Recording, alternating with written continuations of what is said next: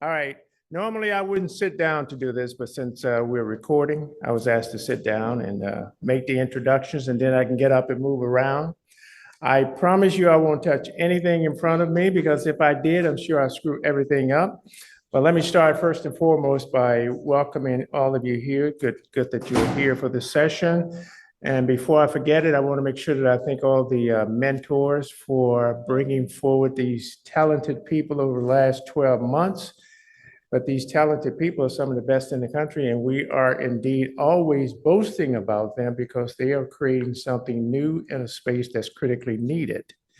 Let me introduce myself. I'm Robert Mayberry. I'm professor here at Morehouse School of Medicine in the Department of Community Health and Preventive Medicine. But for the National African American Child and Family Research Center, I serve as co-lead for capacity building. And under capacity building, we have two programs, which is our community pilot programs, and then we have the Emerging Scholars.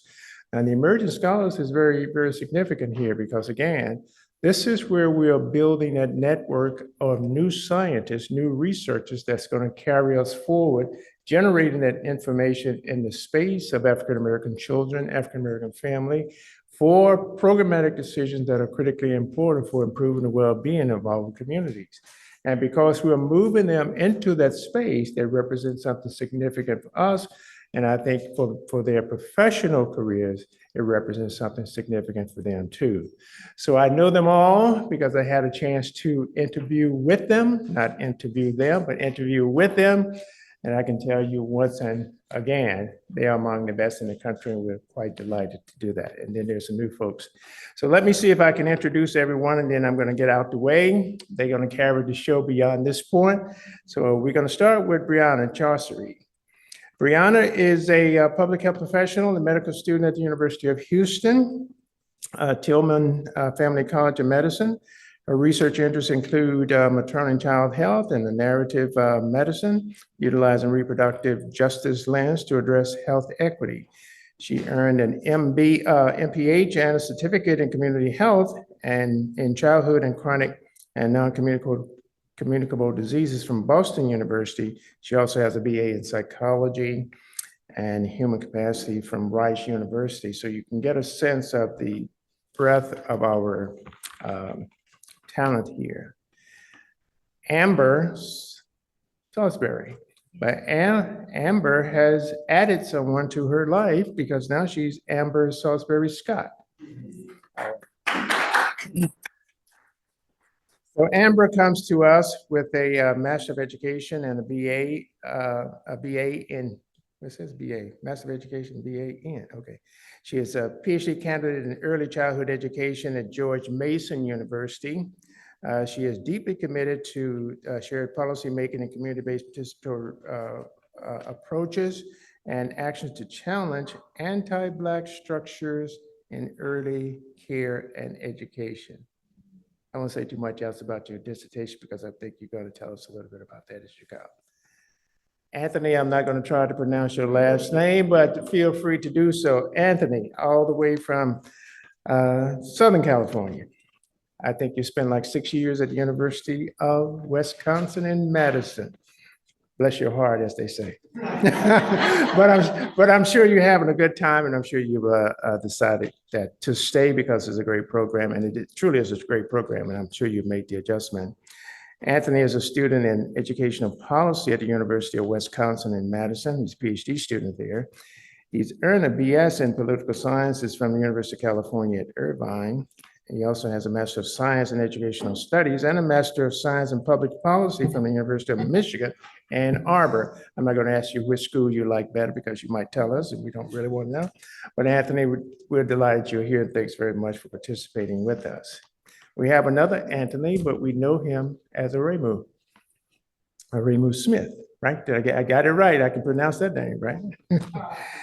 Anthony, MS, BS, and is a PhD student at the University of Illinois in Chicago, Chi-Town, studying educational psychology. He earned his BS in psychology from Howard University and an MS in applied psychology from Sacred Heart University. His research explores a number of things, but gender and racial socialization and community center space for Black boys and men, And I know Anthony has expanded his family just recently as he was coming into our program. So those little tidbits that I know, I try to share with them.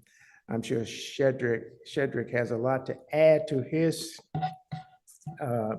bio sketch as well as he comes in. But Shedrick Garrett, MA, has a BS in Predoctoral and Natural Science Foundation Graduate Research Fellow. Okay, I didn't get that quite right. BS, you have a Master of Science, Master of Arts, and a Master of Science. But you're doing predoctoral work at National Science Foundation Graduate Research Fellow at the University of North Carolina, Chapel Hill. For some reason, I had placed you someplace else. Oh, but I got it right, though. Okay. Anyway, his PhD is in developmental psychology. He's earned his BS from West Virginia University in a double major in psychology and neuroscience. His research examines the role of social and digital domains of minoritized youth.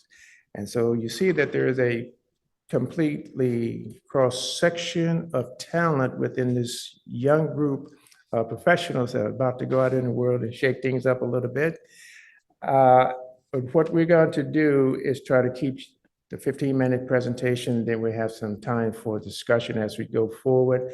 And the first person who's going to present is going to be Breanna. Now, I should say that Anthony, Shedrick, Amber, Aremu is our second year cohort. Breanna was in our first cohort of Emerging Scholars. Breanna has a very unique history to share with us if you choose to do so, but she's creating a very significant presence down at Houston and doing some great things. So Breanna, we'll start with you in terms of your presentation, and then we'll get going with the program. So again, thank you all for being here. We're looking forward to this talented group of presenters and some discussion towards the end. I'm going to get out the way. I'm not going to touch anything else in front of me, and we'll be good to go. Breanna, it's all on you. Awesome. Hi, everyone. I can't see any of you, but I trust that you're there, and I know I'm not speaking to a blank screen, so I appreciate you all for being here today. As they said, my name is Breanna, and I'm coming to you from Houston, where I am a rising fourth-year medical student and at the University of Houston, and also an emerging scholar. I, together along with my mentor, Dr. Smith, who is a co-investigator with the center, we are bringing to you this presentation, Peering Through the Lens, Mental Health and Parent-Child Interactions of Black Households During the Pandemic. So our presentation will briefly cover what we did for the last, I will say, a year and a half now, with a brief pause, and I'll talk more about that later, but we'll have a brief introduction to the topic. We'll highlight the key findings from the literature. I will orient you all to the methodology that we use for the study, and then we'll share our results, discussion, and future directions.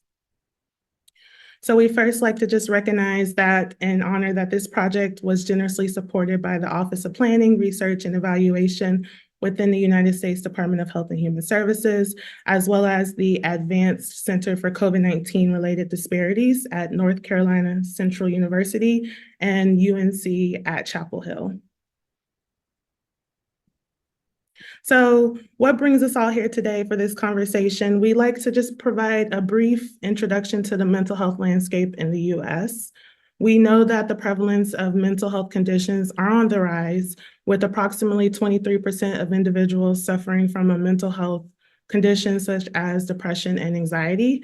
And more than half of the US population will experience a mental health disorder at least once throughout their lifespan. So as a result, Healthy People 2030 has centered mental health and mental health disorders as a chief objective to increase the number of people who are first screened, but then can also subsequently access treatment for the improvement of quality of life. And we know that mental health prevalence and also the inequities are especially relevant for African-American households, recognizing that Black Americans have faced numerous barriers when accessing resources as well as care. So as a result, we know that more research is warranted on the ways in which mental health impacts African-American families. Further, COVID-19 has indelibly shed light on the state of mental health, and ultimately the pandemic exacerbated mental health issues across the United States. With the stay-at-home orders, while necessary for public health, they led to increased interactions and tensions within families.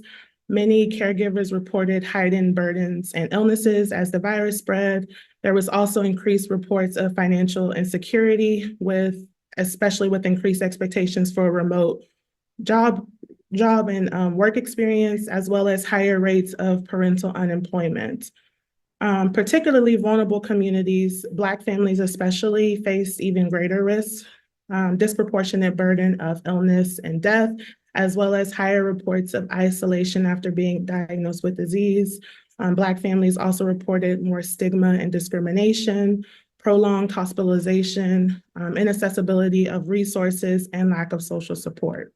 So while the physical well-being of individuals has remained a primary concern, understanding psychological impacts of COVID-19 is a growing global health priority. So what does the literature say about the pandemic? Unfortunately, not many studies contextualize the experiences of Black families specifically, but we do know from some global health studies that the pandemic ultimately worsened disruptions to family functioning for marginalized communities, and parents specifically who endorsed pandemic-related stressors were more likely to report greater depression levels as well as anxiety and stress.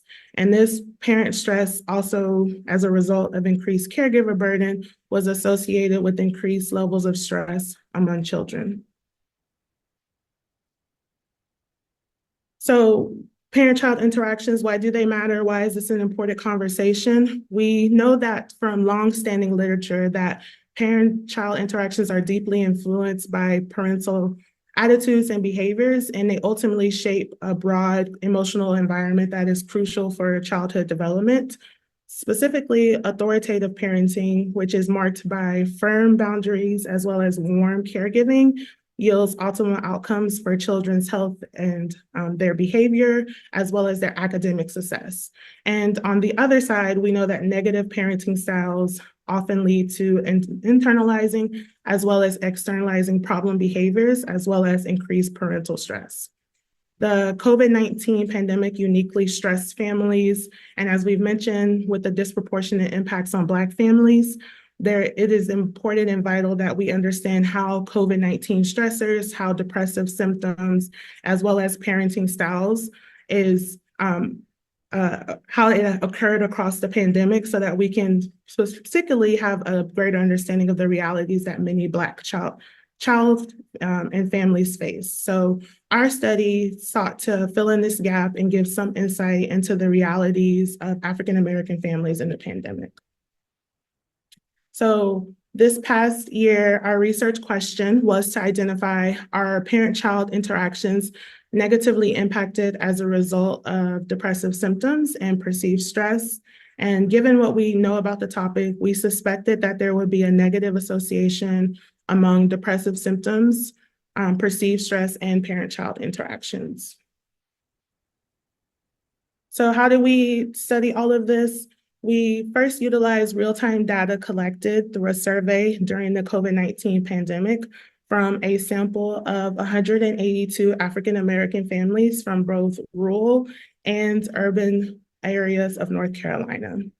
The metrics that we used to collect were validated and used for African-American children and families, and have an understanding of how we can best support a variety of topics, including depression. So the Center for Epidemiologic Studies, short depression scale, offers a better insight into depressive symptomology, specifically related to major and clinical depression. The perceived stress scale is a tool that was developed to measure specifically individual stress levels. And then finally, the parent-child aversive questionnaire was utilized to assess and measure harsh, withdrawn, and warm parenting interactions. Finally, logistic regressions was used to assess proposed association between these variables. So what did we find? A brief look at our demographic findings. We ultimately ended up with 168 caregivers that was analyzed for the study, and 93% of those caregivers were under the age of 55. 70% were female, more than half had a college degree, approximately 33% reported living alone. 43% cared for more than one child, and the average age of the children in the study was 9.2 years. So our results ultimately showed that the continuous perceived stress score had a higher odds of poor parent-child interactions for those in higher categories for the aversive and also the withdrawn constructs, compared to those who scored lower on the two interaction constructs. Similarly, for the depression scale, there were significant higher odds of poor parent-child interactions for those who were in the aversive and withdrawn constructs compared to those who scored lower on those two constructs. And these associations remain significant after adjustments for gender, caregiver age, educational level, income level, living arrangement, county tier, and the number of children in the household. Of note, there were no significant differences found for the warm parent-child interactions when they were compared for perceived stress as well as depression for both our unadjusted and adjusted models. So as a result, ultimately, partially, our hypothesis is partially supported with the understanding that depressive symptoms and perceived stress was significantly associated with dimensions of parent-child interactions for aversive and withdrawn interactions, but not the warm interactions. So what does this all matter? What does this say?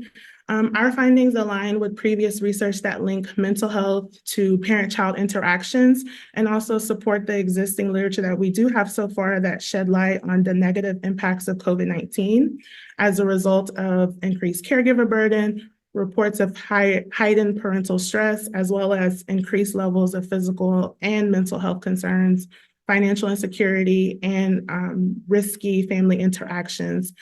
Taken all together, these issues collectively pose greater threats to parental health and stress levels, which in turn impact children's health and stress levels. Our study specifically contributes a nuanced understanding of the realities for Black American families in both rural and urban settings, which highlights some of the unique challenges that Black families may be facing. And then we just want to point out that the finding that the warm parenting styles had no significant interactions between stress and depressive symptoms may indicate and emphasize that resilience of these behaviors and that they might be less susceptible to being influenced by short-term stress and depression. Ultimately, there's a thought that the warm behaviors and the warm child interactions might be more deeply ingrained. So where do we go from here? Our findings really underscore the need for future research specifically focused on African American populations who we have touched on has had unique challenges, particularly in the pandemic and at baseline before the pandemic started. And our study focuses specifically on a southeastern state, and it would be helpful to have some future research that focuses on different regions across the country. And recognizing that majority of our population were female caregivers, it's important to also reflect Black families and the experiences of fathers. And finally, we know that our study also had a skew towards college-educated parents, and we understand that non-college educated parents might face additional financial stressors and burdens, so it would be beneficial to also have a focus on the parents and the families from these unique situations. While we do know that COVID is shedding some preliminary understanding of potential consequences for children's growth and development, we know that there is a need to have a longitudinal understanding for the growth and development impacts on the child behavioral issues, as well as emotional stress and deteriorating parent-child relationships over time. So more research is definitely necessary to fully understand how the parental health and the consequences to family interactions and child behaviors will continue to manifest. And then future implications, really want to underscore that this study and our findings highlight the importance of policy implications, specifically stressing the need for enhanced crisis preparedness to better support vulnerable families during a crisis and consistent with work on crisis-related family dynamics. We recognize that it's important to understand the social service benefits, the physical and mental health concerns, and the family interactions that policymakers must rethink as they think about disaster preparedness in the future. So what are our next steps as an emerging scholar for me and for this project? I'm excited to announce that we have been working on this publication and we are in the final steps to publish it. And we will also be working to analyze further demographic realities for Black families during the pandemic, specifically focusing on the rural families. And because I'm a medical student and will be a future physician, I also am interested in looking more into what are the associations with reported health outcomes, as well as food insecurity, childcare, and employment. And I would just like to end by thanking my amazing mentor, Dr. Nina Smith, for her support, leadership, and guidance across this experience. And also, I didn't put this on there, but thank the center. So what Dr. Mayberry was alluding to is I have a non-traditional experience because I lost my mother and my father across medical school. And so I ended up needing to take some time away while helping my mom be supported through her cancer journey. And so the center has provided indelible support for me across this time period, allowing me to have breaks when needed, and really, I think, supporting my career as a future scholar. So I'm very grateful and thankful to you all for being here. And these are my references. Breanna, thank you so much. It's an excellent presentation as always. Dr. Nina Smith, thank you so much for being her mentor.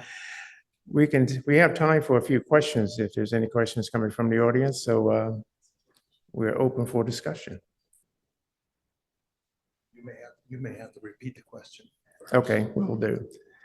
I think I saw a hand over here. I just have a question, point of clarification. Thank you for your presentation. I plan to keep it at home as well, so I enjoyed it. But my question was, you said that warm parenting behaviors were not related to depression or perceived stress, that they were not related.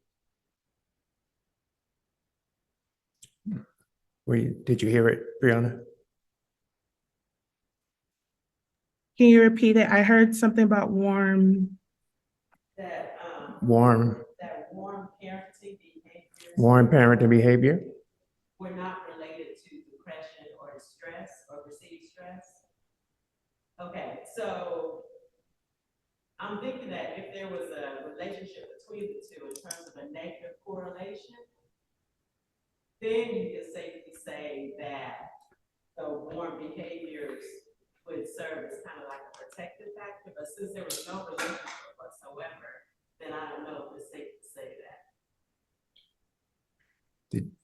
I think I can hear you. So our study was looking at the difference with those who score really high on perceived stress and depression compared to those who score less on perceived stress and depression, and whether or not those who score higher have a difference in the amount of warm interactions. And so there was no linkages, there was no significant difference between those who report high stress and depression on whether or not they were able to have warm interactions with their children. Okay, yeah, I just wanted to clarify that there was no relationship, so we can't say that. Gotcha. All right. Thank you. There was one other question here, and then we're going to move on very quickly. Okay. All right. In the interest of time, we're going to move forward. Breanna, thank you so much. You make us all proud. Thank you so much for joining us, even from remotely. So thank you so much. Our next presenter. All right. Thank you again. Our next presenter is Amber. Hello, everyone. Hi. It's such a pleasure to be with you all. My name is Amber Sansbury-Scott.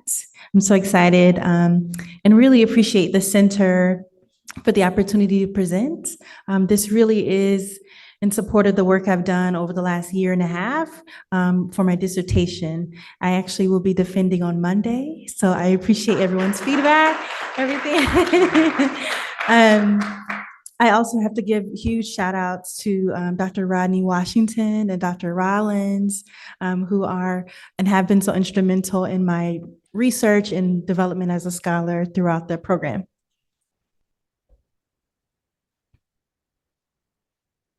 So I first have to acknowledge that this work has been funded generously by several great and supportive funders, including George Mason University, the center, and the administration through ACF, through the award of a Head Start dissertation grant. I was very excited and honored to receive this funding and to be able to devote significant time for dissertation over the last year and a half. But I must also say that my findings and thoughts are my own and not those of any of my other funders. So this is the scope of today's presentation. All right. So informing my dissertation work, there have been 3 large bodies of work. The first of which centers on knowledge that parents and teachers are important for children's development, and just to orient the work, that's important to know, right? And to state explicitly. We know that parents' individual practices, along with teachers, are culturally informed. Their value systems influence their teaching, their practices for parenting, their beliefs about Black children. Those are all important to the work that they do, right? Similarly, we know that interactions that take place between families and teachers are also culturally informed, right? And so when I think about my work, it's rooted in the value of individual roles, but also the collective roles that families and teachers have in the lives of young children. For my dissertation, it took place within a Black majority school environment. And so in the context of a Southern city, right? In particular in Atlanta, right? And so it's important to understand the value of cultural-based beliefs, the systems that were in place. And when we're thinking about policy, in this particular case, Head Start policy, state pre-K programs, all the different systems that interact in the lives of teachers and families and children, it's important to understand that context. And when I think about relationships between families and providers, trust building is really important to understand. And also, what are the supports and contexts of relationship building, and how can they support social emotional learning, parent voice, but also conflict resolution when we think about race-related issues that may take place. Yeah, so while he's doing this, I'll just comment on my methodology. So my methods were informed by a blend of theoretical framework based on PVEST, which is the phenomenological variant of ecological systems theory developed by Dr. Margaret Bill Spencer, and ethnotheories. Thank you. And so taken together, this framework informed my use of several data sources. And these were my research questions, ultimately looking at how African-American families and early care and education teachers build relationships to support African-American children's racial identity development. And then the second, how their cultural values, beliefs, and practices regarding their roles in racial identity development of African young children are reflected in the relationships. Again, this is the blended framework that informed my work, considering how African-American families and providers made meaning of their race-related experiences, interpreted their lived experience as African-American people, and ultimately how their cultural values and belief system informed their practices together in their relationships. So again, my design was informed by my methodology, which blended ethnographic and case study methods. So understanding deeply the context of the South and families' lived experiences in the South and how that informed their parenting practices and their relationships with one another. So overall, there were 27 interviews that were collected, 23 in-depth individual interviews, and 4 dyadic interviews where a teacher and a parent shared a link for the child. The process for data analysis was quite rigorous over a period of about a year that informed multiple ways of coding, in addition to understanding their demographic information. That all went in the context of the findings. There were 3 large body of findings looking at the intergenerational context within families and providers, family history, and then also understanding their values and belief system, and then ultimately the role of their relationship between teachers and families as a key mechanism in supporting racial identity development. So here, what's the most important is the data. What do families and providers say? So this experience is from a father, and pseudonyms are used throughout, right? But as is common in the South, I differentiate families from providers by giving Mr. or Miss titles to teachers, right? So here we'll start with the father who talked about his experience growing up without his father, and he emphasized that that was not a lack. He wanted to know his father more, but unfortunately didn't have the opportunity. And so he talked about how yet he still grew up in a very loving environment, surrounded by brothers, his uncles that raised him and taught him the value of being a present father. And so that was a really important context to understand for this particular father and how he shows up in his early care and education program today.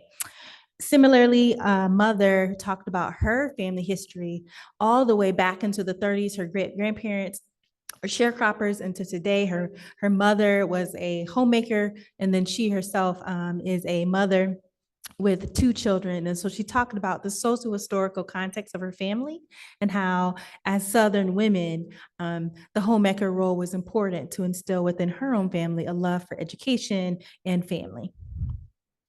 I'll continue on. We talked about family experiences with racism and how the lessons they learned over time shaped their role in parenting and teaching young Black children themselves. And then we know that COVID itself was a deterrent when it comes to some families' experiences, when it comes to building relationships in their schools, when it comes to stress that many families experienced. And so those are the main themes related to intergenerational family context, beliefs, socio-historical processes. I'll keep going for the sake of time. Cultural values and belief systems were important to understand for teachers and families that talked a lot about their goals related to educational pursuit and supporting social emotional learning for Black children. I'll continue to go on to talk about the last theme, but this particular quotation stopped me in my tracks.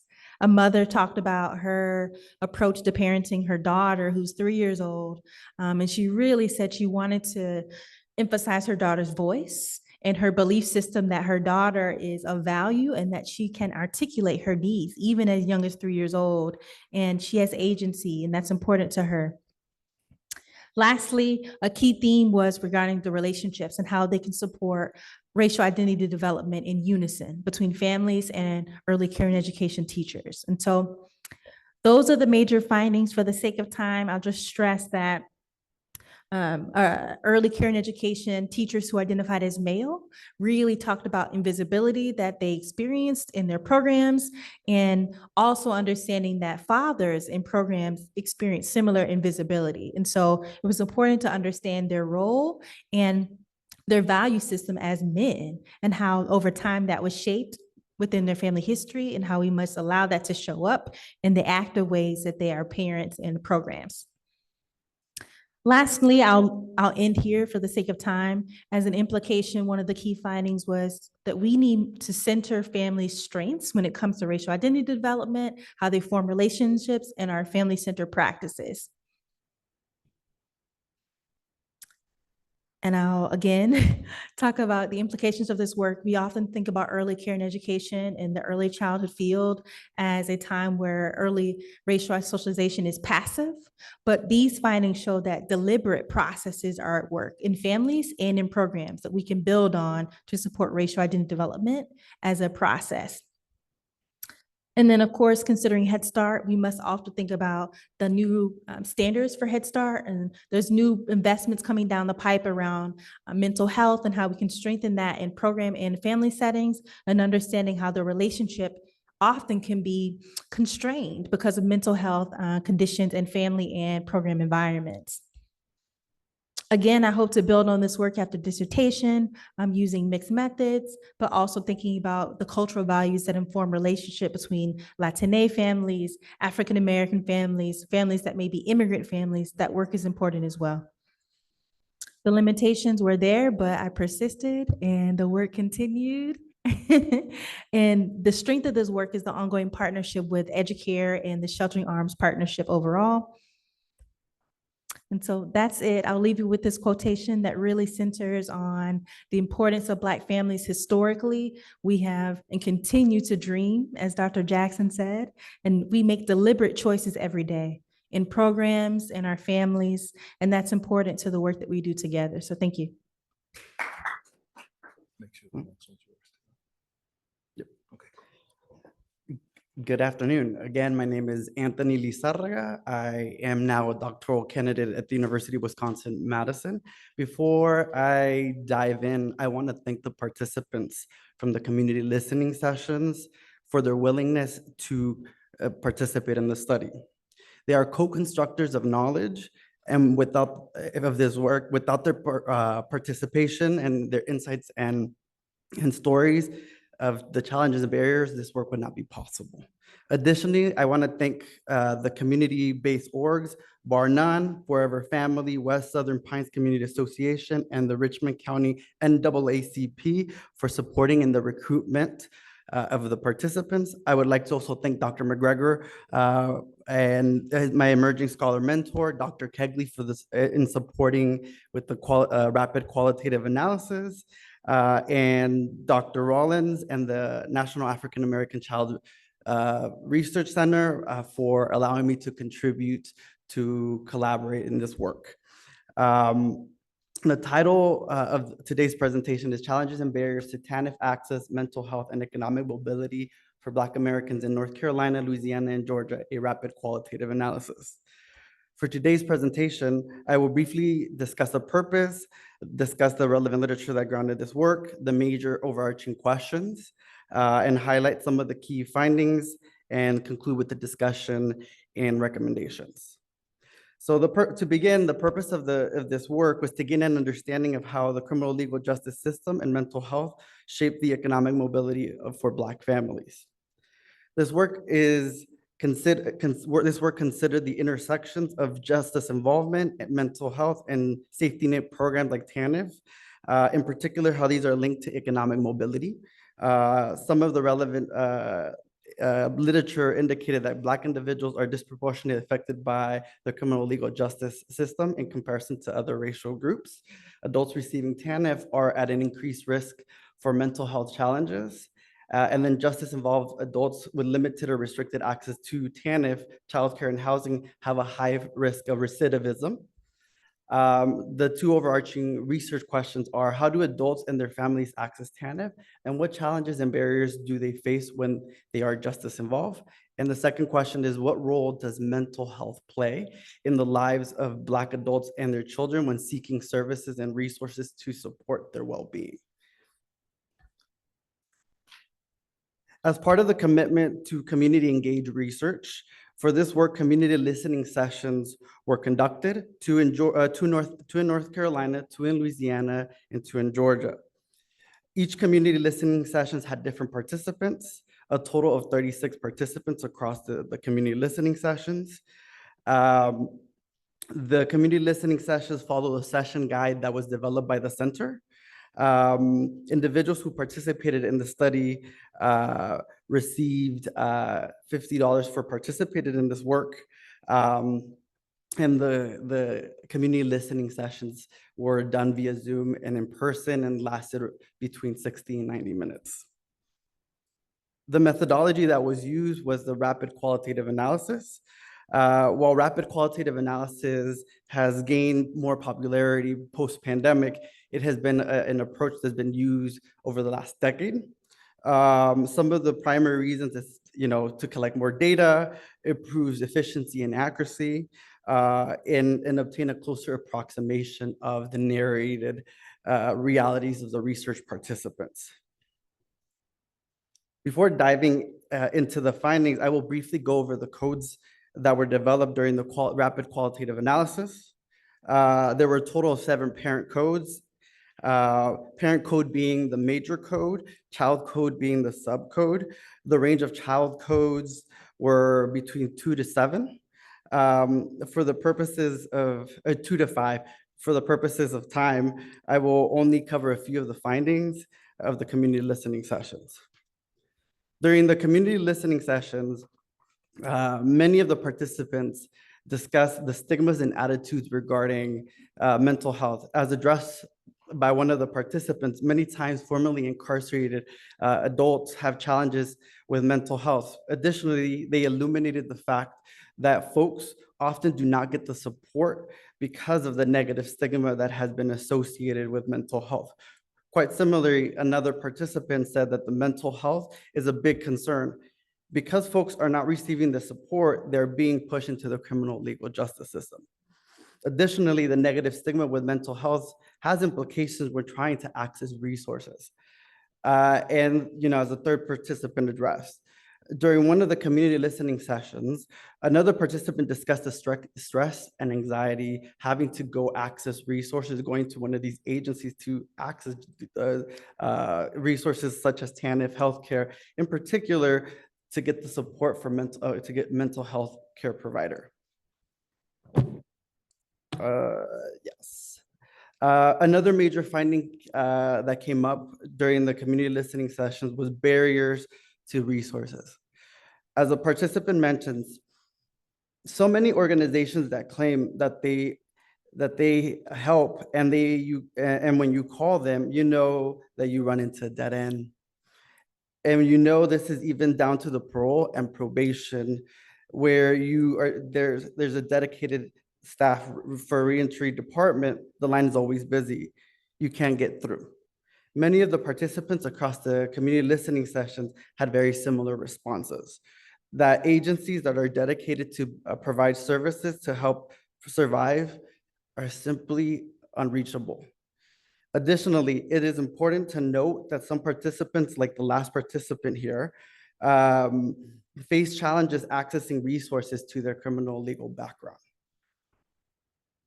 And lastly, housing in particular, the challenges for public governmental housing was something that was prevalent across the community listening sessions. Many of the participants brought up the challenges just to try to access affordable housing. Across the community listening sessions, it became apparent that families had to deal with a lot of the bureaucracy to simply find a place they can afford. For the sake of time, I'll jump into the discussion. Justice-involved individuals may often experience additional trauma after returning home. Black adults experience mental health challenges as a result of navigating the system to access resources. Access to housing is a major hurdle for accessing secondary benefits such as TANF and SNAP. Some participants discussed when they began to receive additional support such as Social Security, they lost food stamps. Additionally, participants mentioned that they lost jobs due to a criminal background, which hindered their ability to get health insurance. In particular, one participant said when they started to do a more thorough background check, they lost their job, which hindered their ability to get the health insurance that they needed. Lastly, various participants across the community listening sessions also discussed challenges of being able to afford childcare, which was tied to receiving cash benefits. Some of the recommendations during the community listening sessions, many of the participants discussed that much of the information they received was regarding access to resources, TANF, childcare, health insurance was due to community orgs. Therefore, it is important that we continue to invest in community-based organizations. Also, the participants brought up the need for workers at various state agencies to be more culturally responsive. Therefore, investing in agencies receiving culturally responsive training is important so that they can provide the care that they need again, right? Most folks go to get access to these resources, but when they're treated when they're treated badly, they're like, nah, I'm not gonna go mess with them. They're not here to help. So providing and investing in culturally responsive training for these agencies is very important. And a lot of these participants also mention, these agencies don't communicate with one another. Therefore, maybe investing in creating a process where agencies are collaborating with one another and streamlining the process, is something that should be done. Lastly, thinking about future directions of research. The results from the qualitative analysis help inform quantitative research questions that will be that are shaping how we're going to do future work with secondary data analysis of co-parents' experiences at the intersections of mental health, legal and justice involvement, and economic mobility. Observations from the community listening sessions suggest that it is important to understand how justice involvement and mental health shape the experiences of African Americans seeking resources to take care of themselves and their families. Here briefly are some of the references that were used in this presentation. And lastly, again, I want to thank Dr. McGregor and the Center for allowing me to collaborate in this important work. Yep. I have some dad jokes prepared for y'all, but for the sake of time.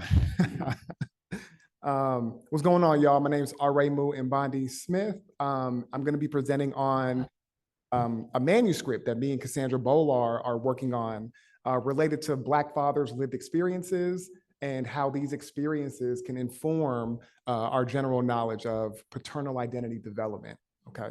So this right here is just going to be a snapshot of the manuscript that we're constructing. So paternal identity development, what is it, right? It is a dynamic, complicated myriad of cultural, social, familial, personal factors, right? That begin to shape how fathers make sense of their identity, right? But for Black fathers, experiences of race and racism complicate this already complex journey, okay? Now, what we do know through the health statistics report that the CDC published in 2013, officially, I mean, we've been known this, but we know it officially that Black fathers are leading their racial and ethnic counterparts in paternal engagement, right? Changing diapers, teaching kids phonics, driving kids to activities.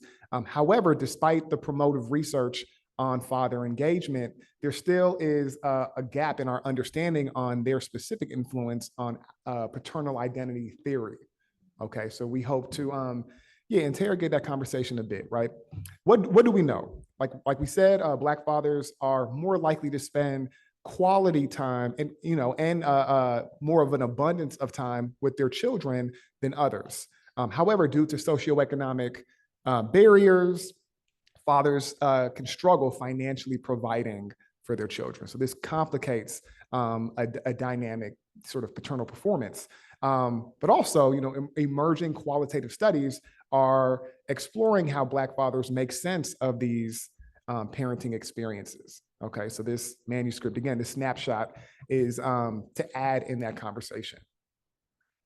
I just wanted to show y'all a picture. A lot of the research on Black father engagement, it centers children and children development, right? What are Black fathers doing to promote racial identity, right? What are Black fathers doing to promote academic competencies, right? Or financial literacies, right?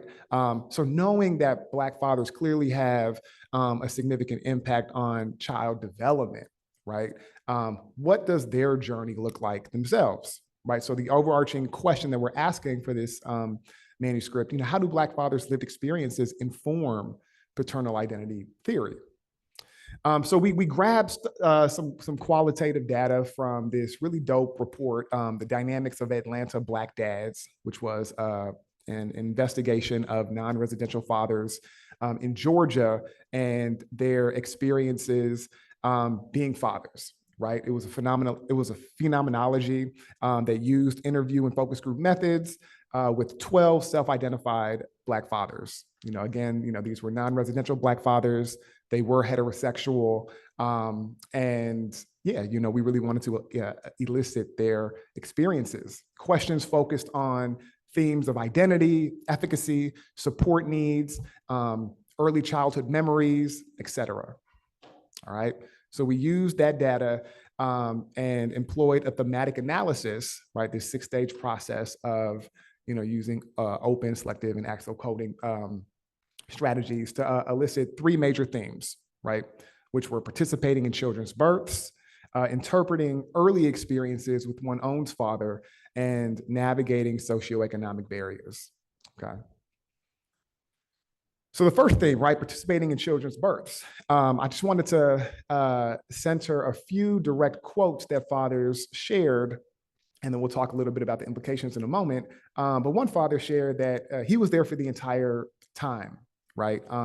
He was actually changed, transformed, right? Becoming a more mindful father, coming from a selfish father's position just by attending the birth, right? And again, this theme, which was articulated by 6 out of the 12 fathers who shared that attending the birth was the greatest fatherhood memory, right? And they were able to sort of add on to this memory through paternal realizations, right? Defining what it means to be a father in this moment.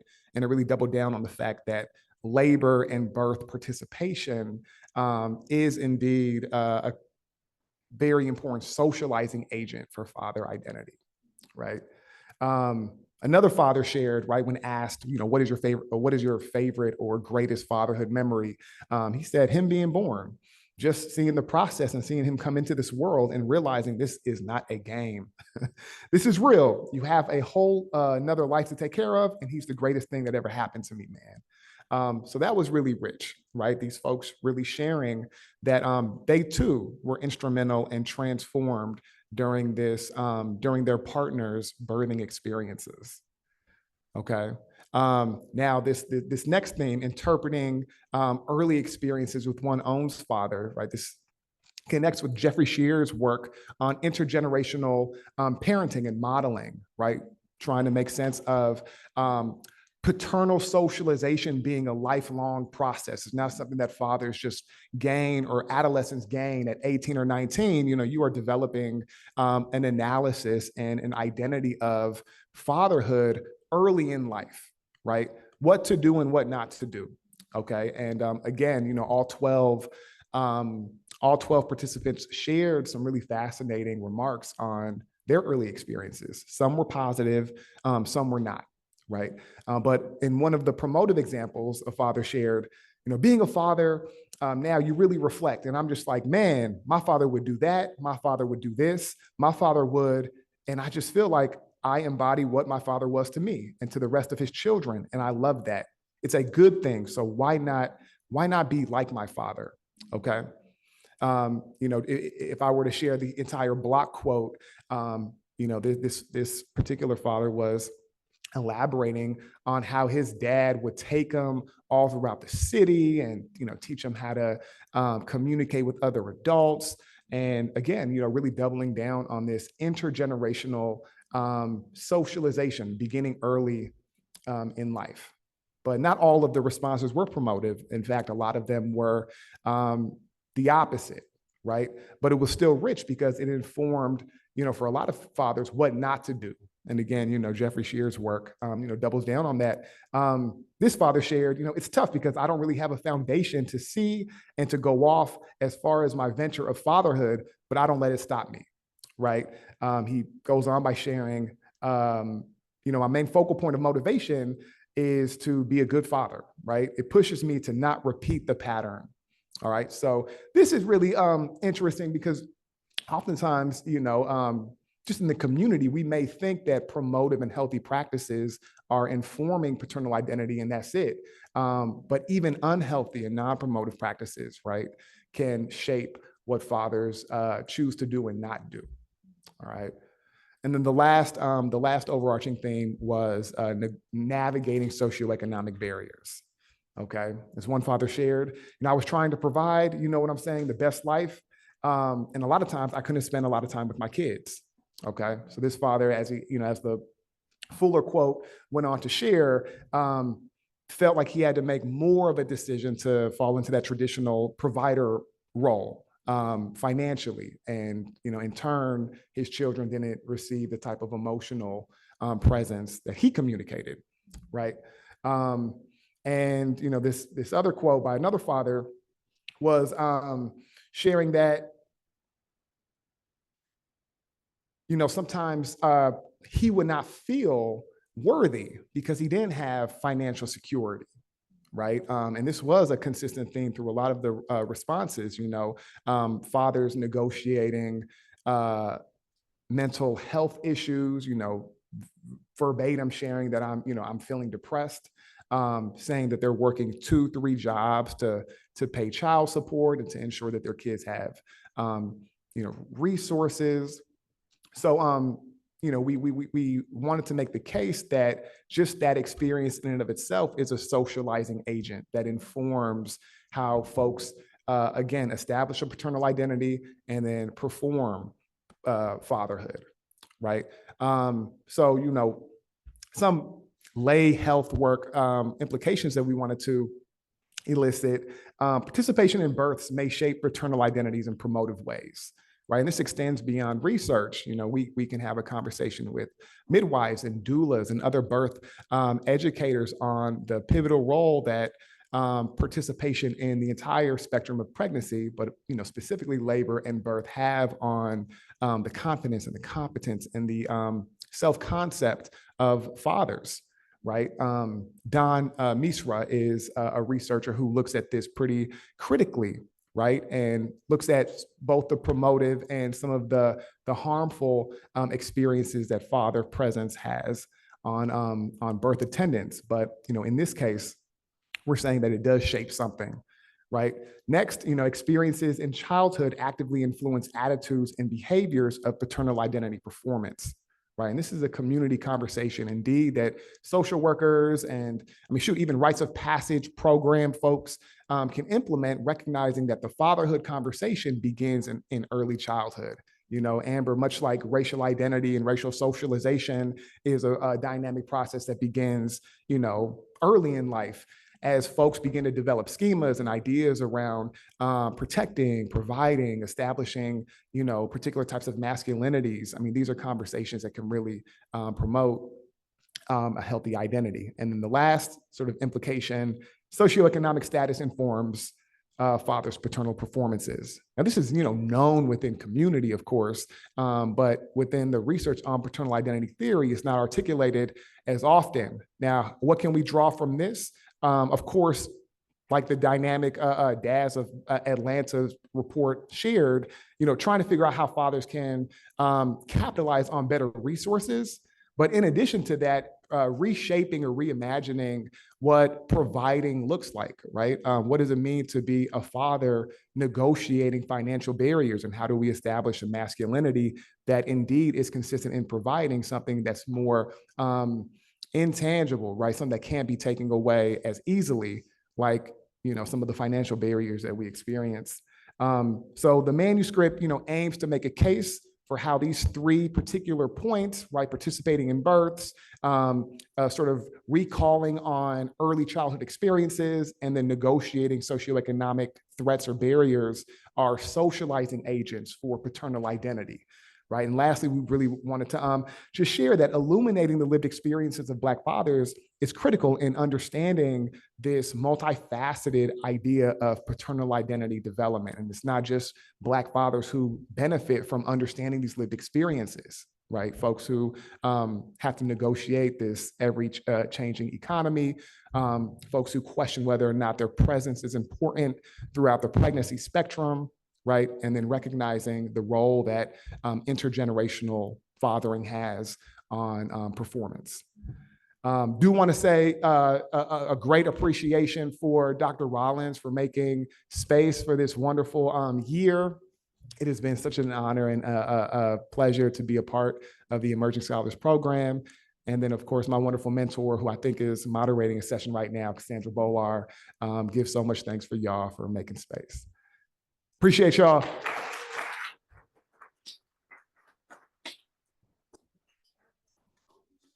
Okay, so hi everyone, I'm Shedrick Garrett, and I'm gonna start by giving like a quick background of who I am. So I'm a fourth year at UNC Chapel Hill, getting my PhD in developmental psychology.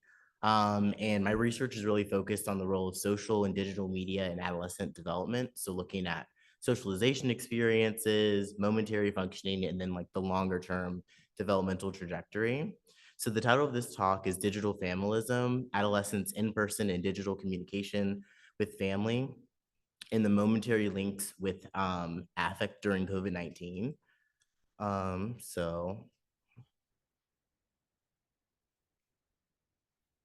Okay, yeah, so as a quick background and overview of adolescence. So adolescence is the transition stage from childhood to adulthood that takes place in the second decade of human development. So this time represents a unique sensitive period where youth are undergoing a number of pubertal, hormonal, and neurobiological changes and are starting to develop a sense of emotional, personal, and social independence from parents. And a lot of work on adolescence is focused on how they're kind of reorienting away from family and towards peers. But I think it's still important to emphasize the role of parents as adolescents are navigating peer relationships. They're developing, they're like trying to attain different developmental competencies, like attaining social support, peer status, a number of like really crucial things.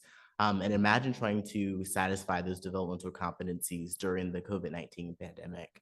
So COVID, of course, dramatically impacted adolescents and their families. These disruptions contributed to increased depression, increased negative affect, and loneliness in adolescents. And these school closures and work closures, in addition to adding to increased socioeconomic disparities, it also resulted in families and adolescents being in close proximity with their parents and siblings. Some families actually experienced increased risk of like conflict and abuse during this time. So family communication is a constant and important source of support for adolescents, particularly during stressful times. During COVID, this negative impacts of COVID-19 was actually lessened by parent relationships. The quality of family communication has both short and long-term impacts. And then as adolescents are getting older, the time on average spent with families, it does decrease, but the amount of communication increases as they get older. So across diverse cultural backgrounds, family conflict remains relatively low and family cohesion increases during adolescence.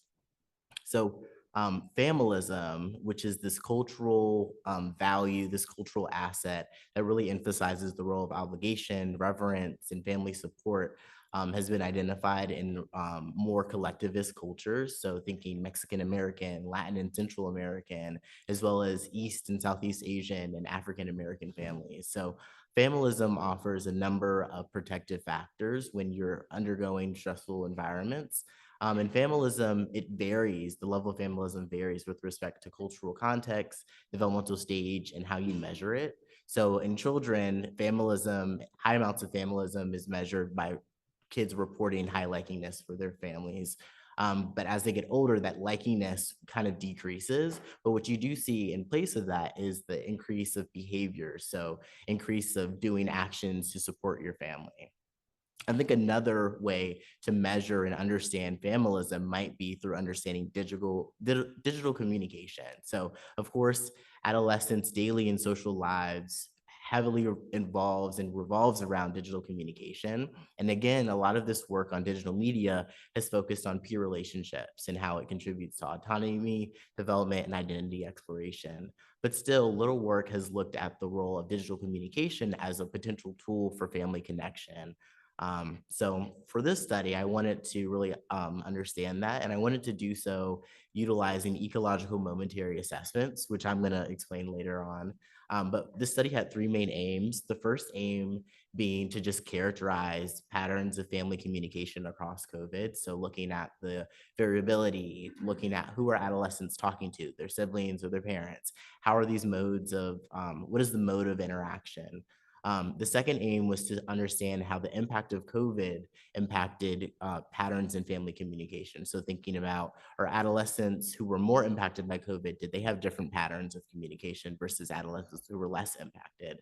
The third aim was to look at, to really utilize the strength of these EMA data points and understand not just differences between adolescents, but looking at the same adolescent, understand differences in 1 hour versus a different hour within the adolescent. I'll unpack that a little later on. So methods. So this paper used a sample of 213 adolescents from 3 schools who were on average 15 years old. This is using data from wave 4 of a now 6-year longitudinal study. Wave 4 took place between May and September of 2020, so really at the height of the onset of the COVID-19 pandemic. And these participants were racially, ethnically, and gender diverse. And these 3 schools where they came from was a predominantly low-income rural community in the Southeast United States. So when I say EMA and ecological momentary assessments, I'm talking about quick 1 to 2 minute surveys that the participants received notifications on their phones that it's time to complete it. And there were 3 different windows where they received notifications, and they had 2 hours to complete the surveys. On average, they were about 60% accurate in completing the surveys, and they were compensated for their participation. And in addition to asking, like, where are you, who are you with, we also wanted to understand their psychological functioning. So specifically, we looked at positive affect and negative affect, which was used with the list of positive and negative emotion and feeling words, so like happy, excited, or anxious, fearful, embarrassed. We also asked them about behaviors that they did in the past hour. So who did you talk to in the last hour? How did you talk to this person? And what was the quality of this interaction? So I know this looks a little like abstract, so let me give you guys a quick example.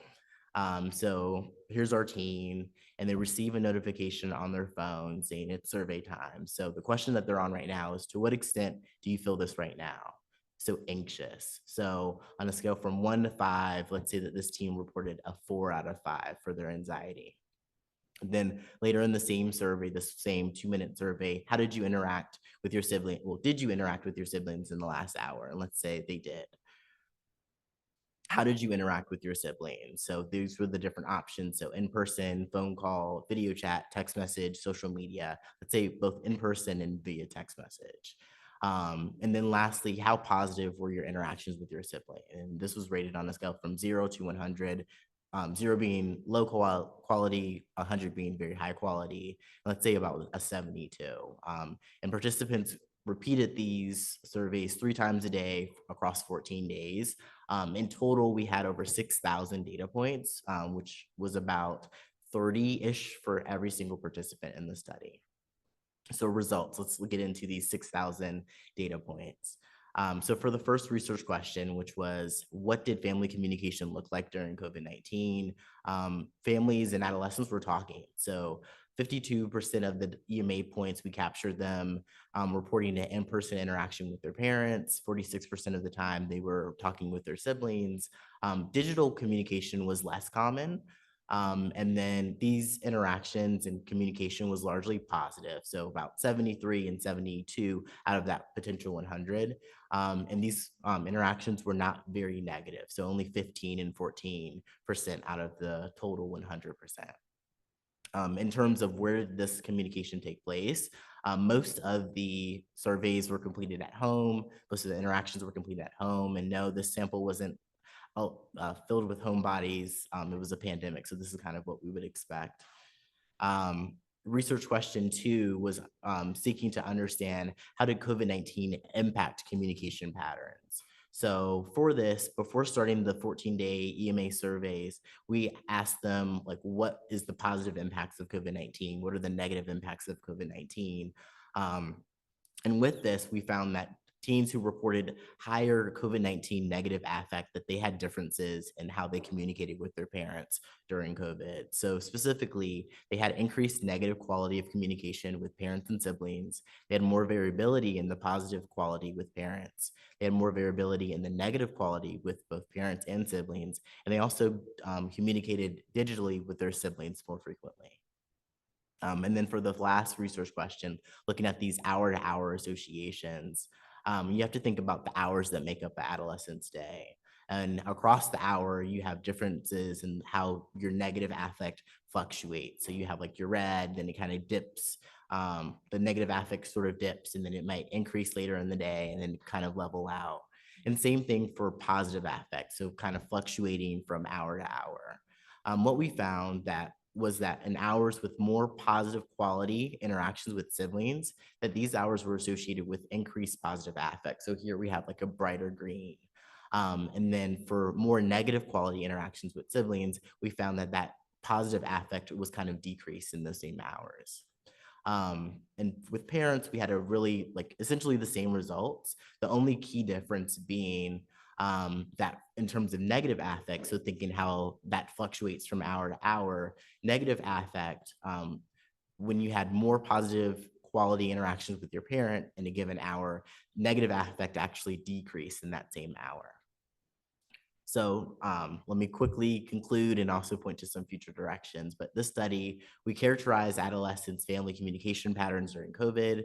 We found differences in the frequency, variability, and quality of communication with teens who reported being more negatively impacted by the COVID-19 pandemic.